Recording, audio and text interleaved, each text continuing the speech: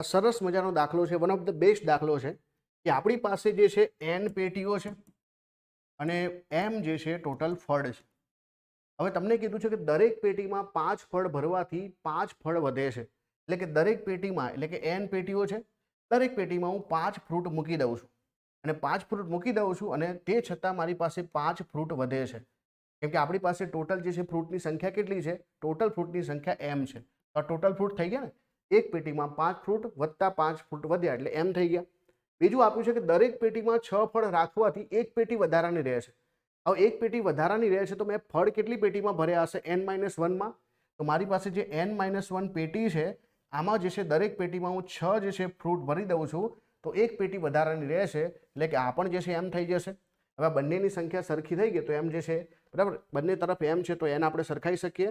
તો 5n + 5 બરાબર 6n - 6 થઈ જશે. તો 6n જે છે આમાંથી, તો આ જે છે n થઈ જશે અને આ તરફ જે છે 5 છે તો આ તરફ આવશે એટલે કે 11 થઈ જશે. 6 ને 5 11. તો પેટીઓ તમને કેટલી મળશે? 11 મળશે. પેટીઓ કેટલી મળશે? 11. તો 10 ખોટું છે, 12 પણ ખોટું છે. ચલો, પેટીઓ જે છે 11 છે, આ 11 આપણે આમાં મૂકી દઈએ બરાબર. તો 11 - 1 એટલે 10 થઈ જશે અને 10 × 6 એટલે કે ટોટલ આપણને ફ્રૂટ જે છે 60 મળશે. તો ફ્રૂટ આપણા 60 થઈ જશે. તો ઓપ્શન નંબર એ જે છે બિલકુલ સાચું છે. 11 પેટીઓ હશે અને જે છે ટોટલ ફ્રૂટ જે છે 60 હશે. Option number A is the right answer.